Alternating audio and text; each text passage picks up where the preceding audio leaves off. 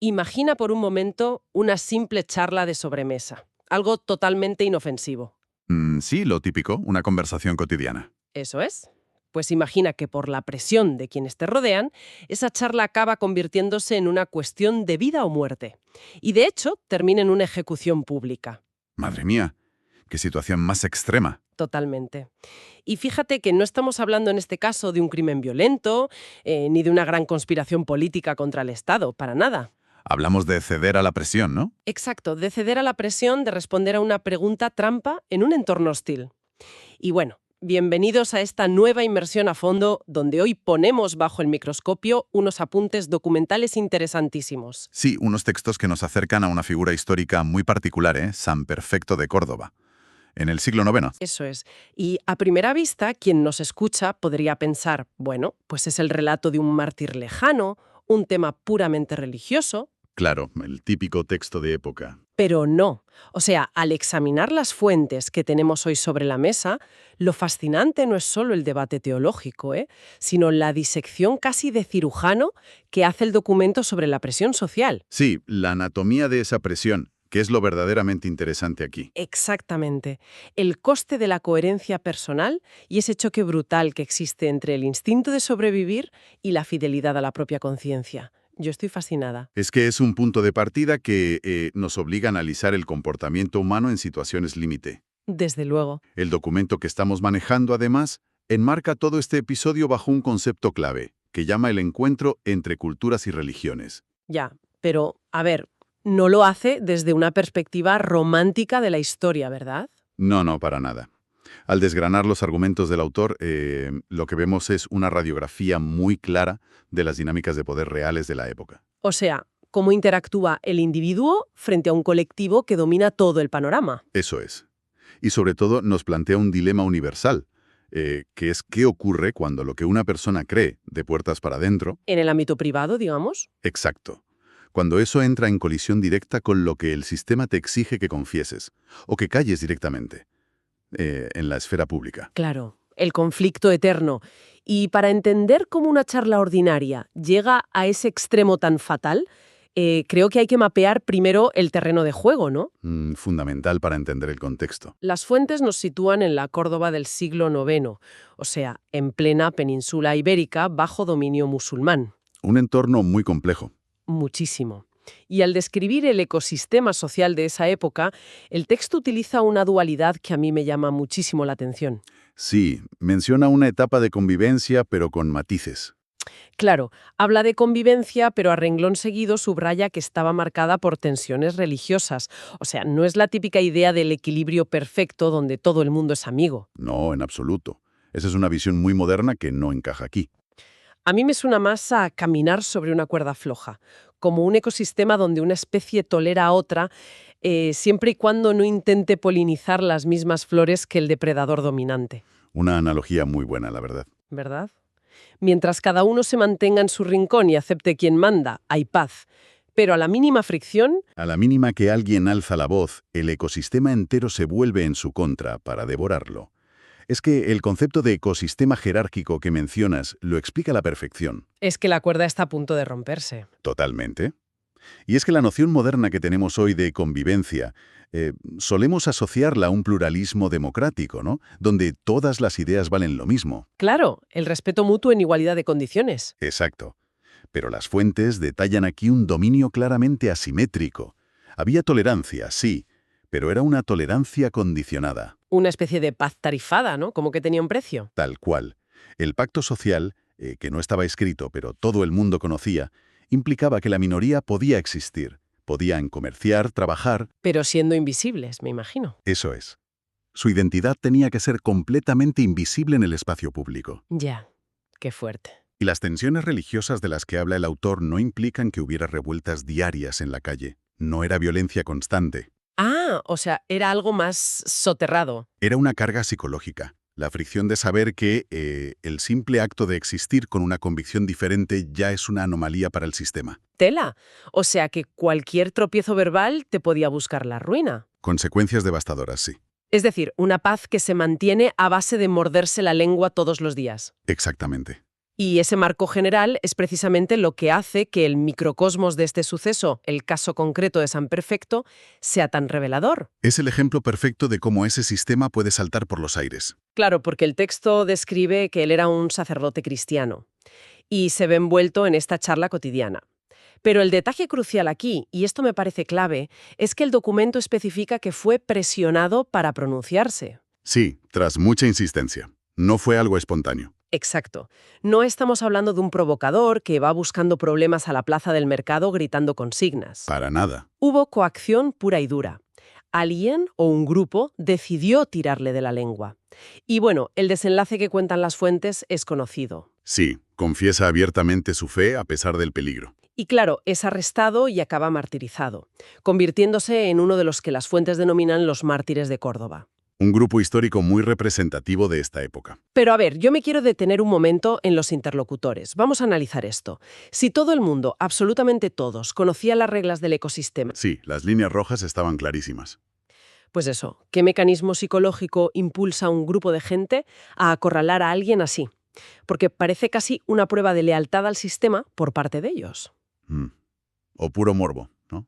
Exacto, el morbo de ver si la persona se atreve a cavar su propia tumba delante de todos. Pues fíjate, las dinámicas de grupo en este tipo de entornos de asimetría de poder operan exactamente de esa manera. Y el documento aborda este fenómeno con un concepto clave.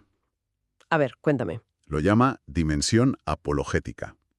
Dimensión apologética. Vale. Sí, es un término un poco técnico, pero es fundamental para entender la escena. Quienes ejercen la presión en esa mesa no están buscando un debate filosófico genuino. Ya me imagino que no querían aprender teología. En absoluto.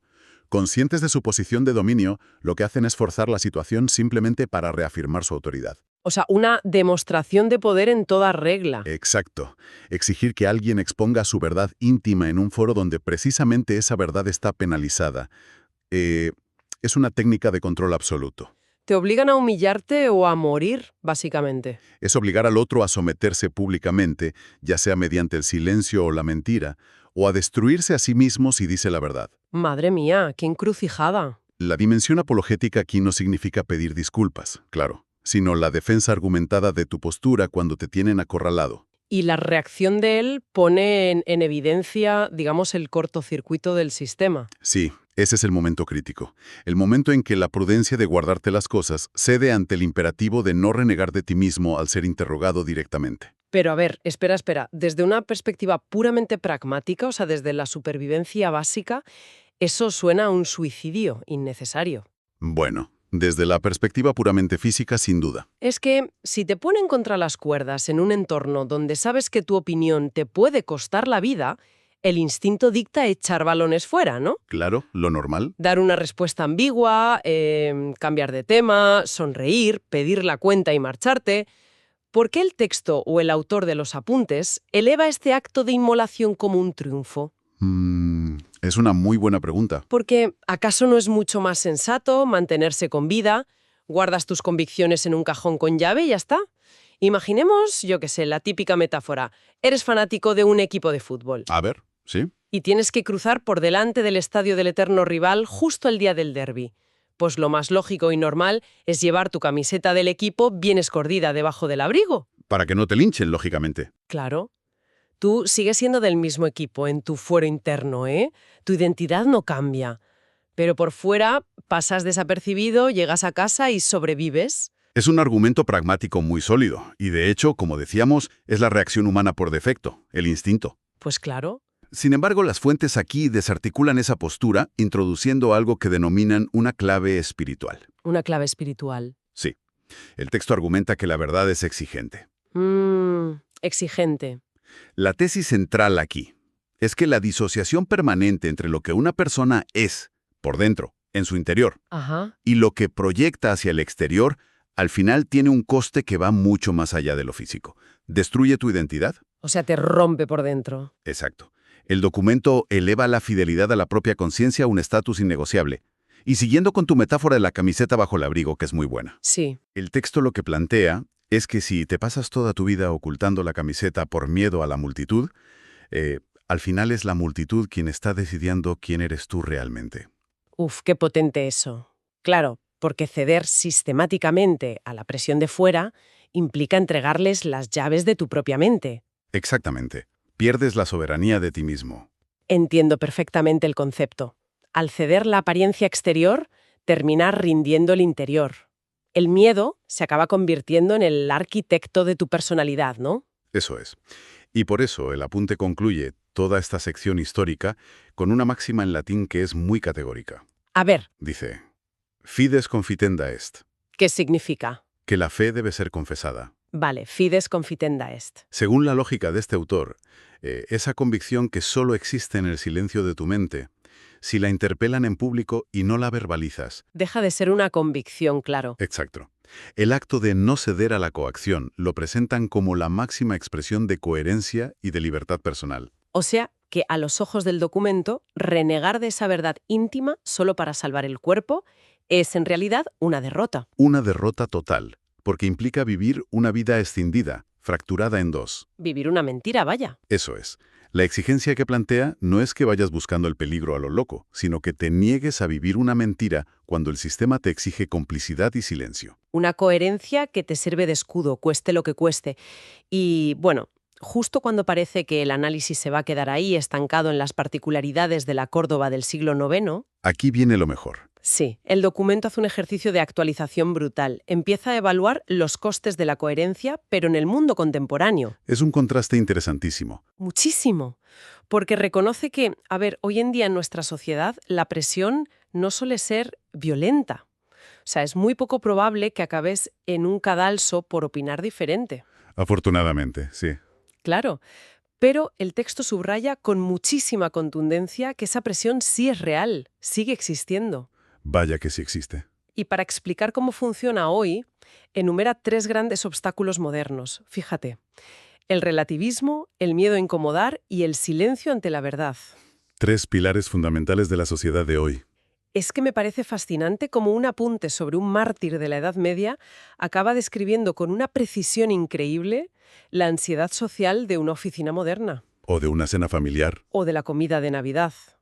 Ese terror cerval a arruinar el buen ambiente, a que alguien te ponga la etiqueta de intransigente o de rarito. Es que, si miramos la imagen completa y conectamos ambos periodos históricos, la tesis que emerge es que la mecánica de la coacción social no ha cambiado absolutamente nada en 1000 años. Solo han cambiado los castigos, ¿no? Exacto. Han cambiado las penalizaciones.